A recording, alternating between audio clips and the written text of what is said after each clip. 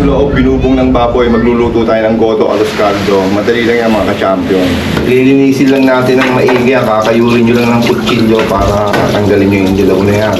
Tapos tatanggalin natin yung mga puti-puti na yan. Tapos ngayon lalamasin natin siya sa asin. Para tanggalan lang sa pagkalamas natin sa asin, hihigasan natin ulit. Tapos papakuluan naman natin siya ngayon. Tapos lagyan natin ng sibuyas, dahon ng laurel para siguradong walang amoy. Tapos lagyan pa natin ng asin, ang gulo mo, pipo. Tapos takpan natin. Kailangan din natin dito ng tostadong bawang, ang toppings.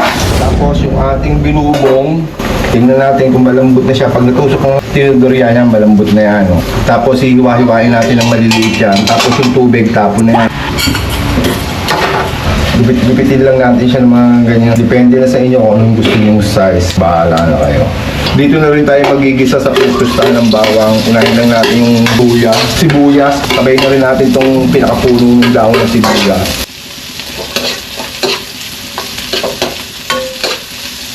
Patis, para walang mintis. Paminta. Bawang. Hindi kan pang makalimutan. Lagay na natin itong ating malagkit na may kasamang bigas. Tubig-tubigan yung natin. Para hindi lang maligay. Tapos lagyan na natin siya ng tubig. Tapos ililipat natin siya dito. Ayan o. Tapos babantuan natin siya ulit ng tubig.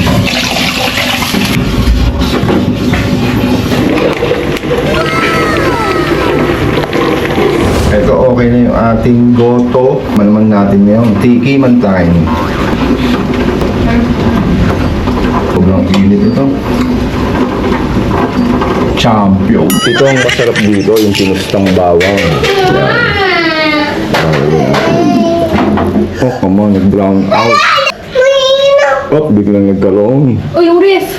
Tapos, balutin niyo yung rep. Tapos, lalagyan natin siya ng dahon ng sibuyas. Yun. Ano ba ang gulo mo? Ano yun? Brown out. Oh, mamaya, meron na yan. Tapos, para loaded siya, lalagyan din natin siya ng itlog. Yan. Ito yung pinakagusto kong part sa lahat. Tikiman time. So, ito na yung ating goto.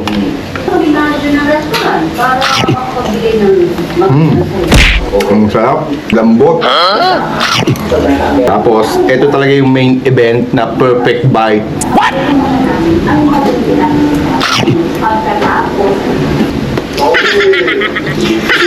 Oh shit! Oh shit! Hey, what happened? Champion!